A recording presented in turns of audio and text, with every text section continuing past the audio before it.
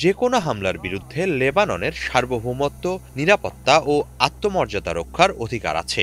Beijing বরাবরই একে সমর্থন জানায়। সোমবার নিউ ইয়র্কে লেবাননের পররাষ্ট্রমন্ত্রী আবদেল্লাহ বু হাবিবের সাথে বৈঠকে বেইজিংয়ের এই অবস্থানের কথা জানান চীনের পররাষ্ট্রমন্ত্রী ওয়াং ই। সম্প্রতি লেবাননে পেজার ও ওয়াকি টকি বিস্ফোরণে বহু মানুষ হতাহত হওয়ার প্রেক্ষাপটে কথা বলেন তিনি। বিস্ফোরণজনিত ওই হামলার জন্য শুরু থেকেই ইসরায়েলকে দায়ী করে আসছে লেবানন।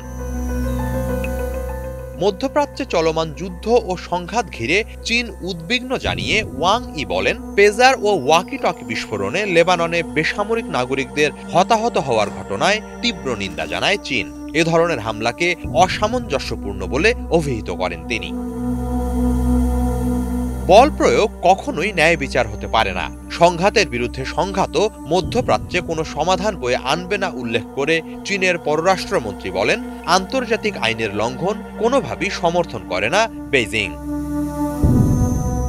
গাজা যুদ্ধ কেন্দ্র করেই মধ্যপ্রাচ্যে সংঘাত ছড়িয়ে পড়েছে অভিমত জানিয়ে ওয়াং ই আরও বলেন, এই পরিস্থিতি সামাল দিতে গাজায় স্থায়ী যুদ্ধবিরতি ও সেখান থেকে ইসরায়েলের সকল সেনা প্রত্যাহার করা জরুরি।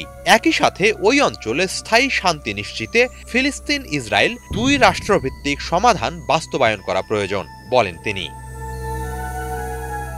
বৈঠকে বন্ধু রাষ্ট্র হিসেবে লেবাননকে বরাবর সমর্থন দিয়ে যাওয়ায় চীনের প্রতি কৃতজ্ঞতা প্রকাশ করেন বু হাবিব।